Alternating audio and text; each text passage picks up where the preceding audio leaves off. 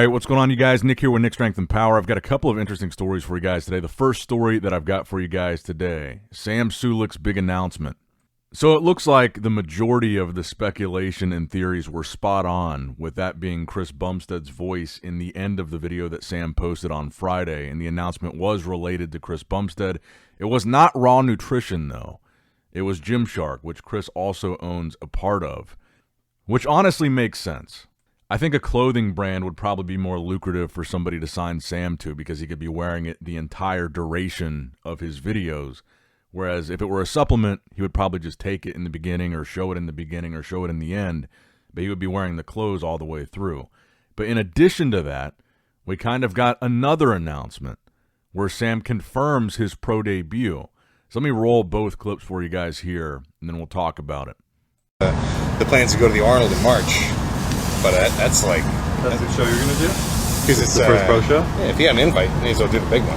Yeah. So when I said that before, I was like, all right, I can go to prejudging. Anything else that's, there's no possible guarantee. Yeah.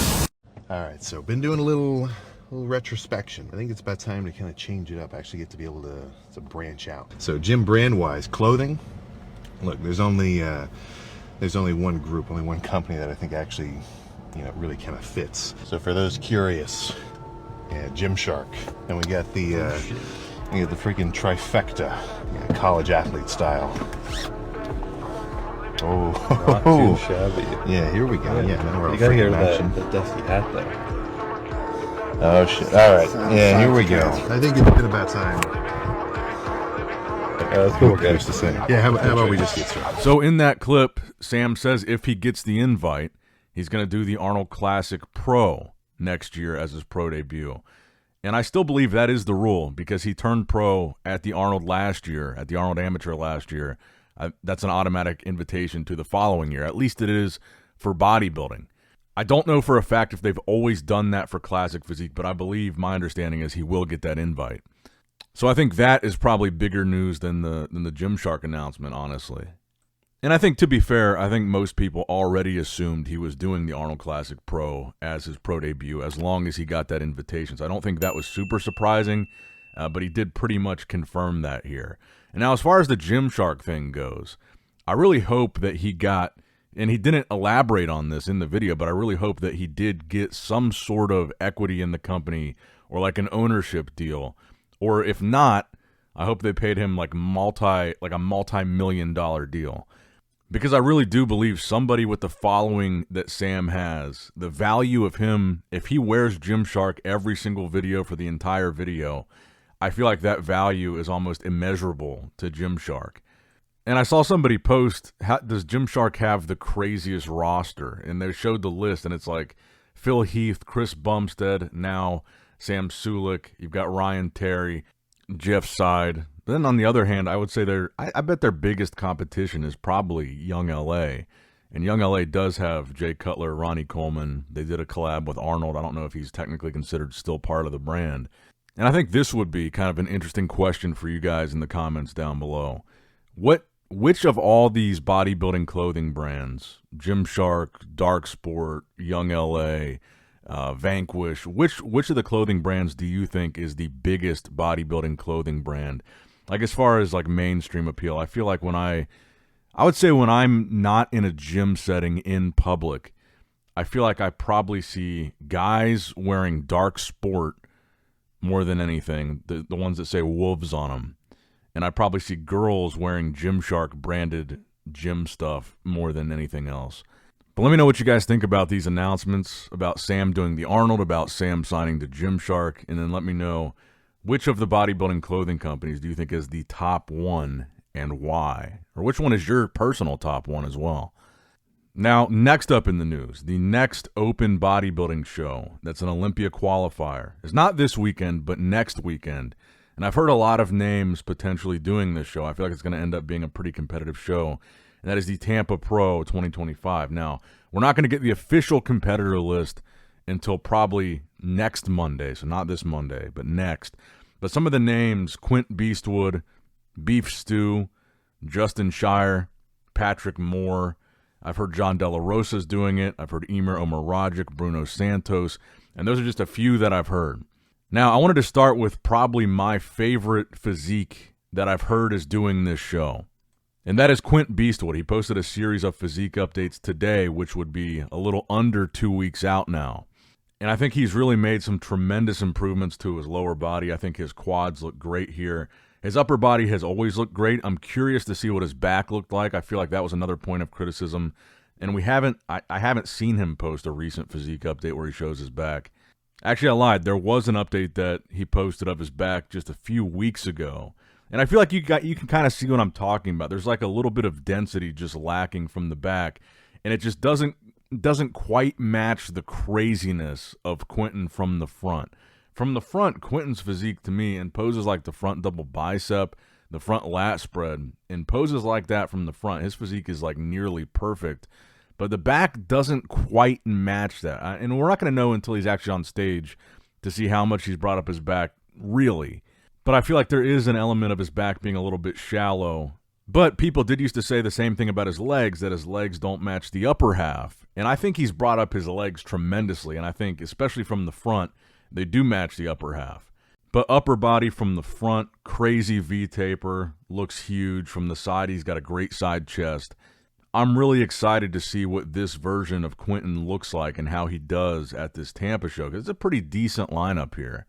I feel like Quinton has been talked about a lot in terms of his overall potential and his just sheer genetics for bodybuilding. And I think this is one of the better versions of him that we've seen at 2 weeks out, and I think he's going to put on a very impressive show there in Tampa. Now, the other guy that also just posted some physique updates today at slightly under 2 weeks out, my boy Beef Stew, posting a front double bicep and abs and thighs in a most muscular. His front double is probably my favorite pose of his. I think he's got a great front double bicep. But I think he looks like he's bringing gnarly conditioning in these updates. He looks really vascular. He looks really dry.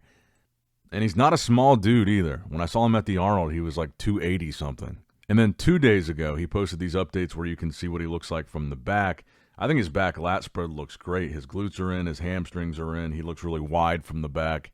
I think we're going to be looking at a very dangerous version of Stu this year, because I feel like some of the shows that he did the last season where he didn't do as well, I feel like the issue was more he kind of looked soft. It was a conditioning issue. It wasn't really a size or structure thing, and that was why he had some kind of whack placings last year.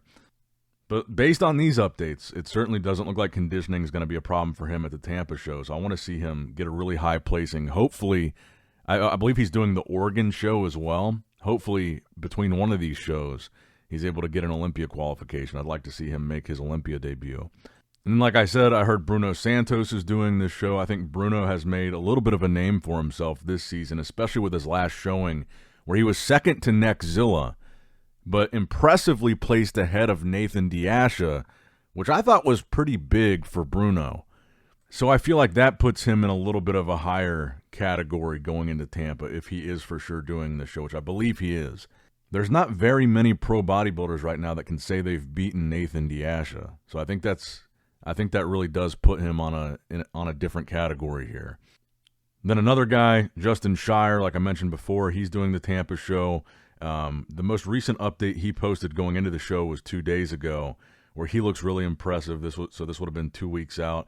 We haven't talked about him in a while, but he looks great in this update. He's got a great flow to his physique.